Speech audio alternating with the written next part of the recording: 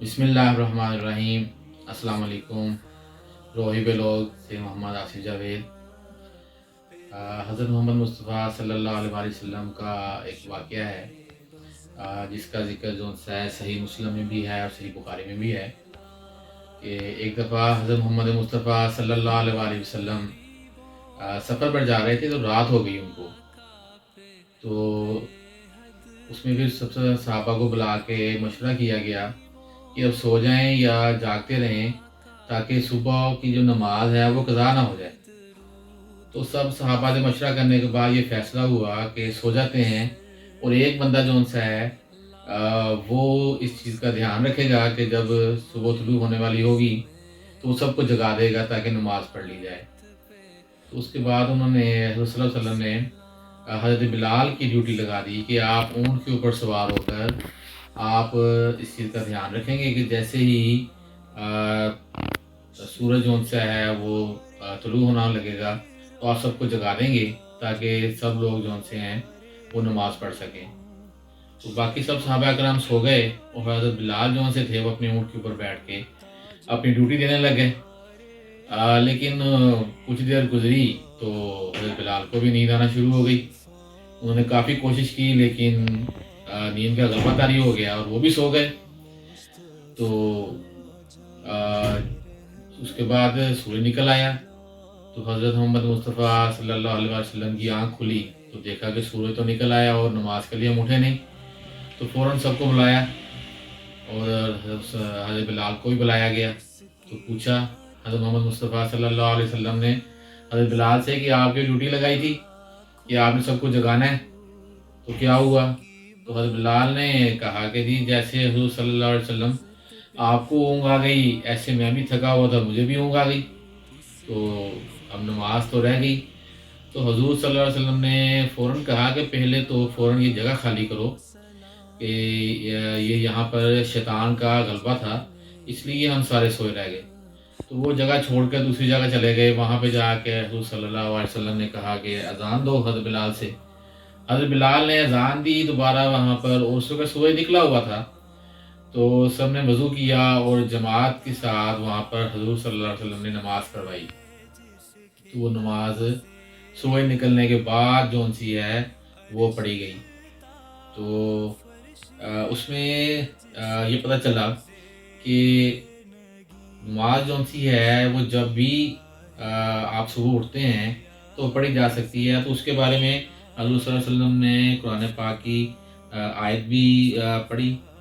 جس میں یہ تھا کہ مجھے یاد کیجئے نماز کو قائم رکھنے کے لیے، نماز کو قائم رکھیں اور میری یاد کے لیے، یہ اس کا ترجمہ تھا آیت کا۔ تو اس میں بتانا یہ تھا کہ حضور صلی اللہ علیہ وسلم نے فرمایا کہ جو آپ کی جب بھی آنکھ کھلتی ہے تو آپ نماز پڑھ سکتے ہیں بشرطے کہ جان کے نہیں، جیسے آپ سوئے ہوئے تھے اور صبح اٹھنے کا ٹائم ہوا اور آپ کی آنکھ نہیں کھل سکی بائی چانس، تو اس کے بعد جب بھی آپ کی آنکھ کھلے آپ نماز پڑھ سکتے ہیں۔ تو یہ واقعہ جو سا ہے ہمیں اس سے یہ پتہ چلا کہ فجر کی نماز کو کہہ دینا کہ قضا ہو گئی یا پھر ہم نے چھوڑ دینا کہ اب تو ٹائم گزر گیا اب ہم نہیں پڑھتے، تو یہ مناسب نہیں۔ تو حضور صلی اللہ علیہ وسلم کا یہ واقعہ ہمارے لیے ہے کہ آپ کی جب بھی آنکھ کھلے ہے، تو بلکہ حضور صلی اللہ علیہ وسلم نے جماعت کے ساتھ نماز کروائی وہاں پہ،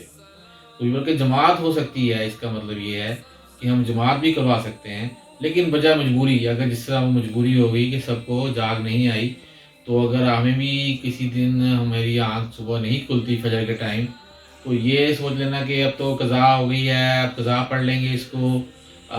یا سستی کر جانا، اس سے بہتر ہے کہ جب بھی آپ کی آنکھ کھل جاتی ہے فوراً اٹھیں، وضو کر کے اپنی نماز ادا کی جائے۔ اور دوسرا اس میں یہ تھا کہ اس میں یہ بھی واقعہ کہ جو حضرت بلال کا واقعہ ایک مشہور ہے کہ انہوں نے اذان نہیں دی تھی، سورج نہیں نکلا تھا، تو اس کا کسی بھی حدیث میں اس کا کہیں کوئی ذکر نہیں ہے اس طرح کی حدیث میں کہ کہیں ذکر آیا ہو کسی حدیث مبارکہ میں کہ حضرت بلال نے اذان نہیں دی تھی تو وہ سورج نہیں نکلا تھا۔ تو اس واقعے سے تو پتہ چل گیا ہے کہ حضرت بلال بھی موجود تھے، حضور صلی اللہ علیہ وسلم بھی موجود تھے، لیکن سورج تو اپنے ٹائم پہ نکلا، سورج نے تو نہیں، یہ سورج رک گیا، تو اس لیے وہ واقعہ بھی اس واقعے سے پتہ چلتا ہے کہ وہ واقعہ جو ان سے ہے وہ کوئی صحیح واقعہ نہیں ہے، اس لیے اس کا کسی حدیث میں بھی ذکر نہیں ہے۔ انشاءاللہ کوشش ہے کہ کوئی حدیث مبارکہ، کوئی قرآن پاک کا ترجمہ میں اپنے ولاگ میں سنایا کروں۔ چلیں کچھ نہ کچھ میرا بھی ایمان تازہ ہوتا ہے، اور آپ لوگ بھی اس سے، ان واقعات سے ہمیں جو سے ہے وہ پتہ چل جاتا ہے حضور صلی اللہ علیہ وسلم کی، کہ انہوں نے کس طرح اس واقعہ نماز کو پڑھا، اور کس طرح اگر قضا ہو گئی تو کوئی بھی چیز ہے جو حضور صلی اللہ علیہ وسلم نے گزری ہے، اس سے ہم اخذ کر سکتے ہیں اپنی اس زندگی کے اندر، اور اس کو اپنے اوپر لاگو کر سکتے ہیں۔ شکریہ، انشاءاللہ پھر کوئی حدیث مبارکہ لے کر حاضر ہوں گا۔ اللہ تعالیٰ مجھے صحیح طرح حدیث مبارک پڑھنے کی توفیق عطا فرمائے۔ انشاءاللہ اگلے ولاگ میں ملاقات ہوگی۔ والسلام۔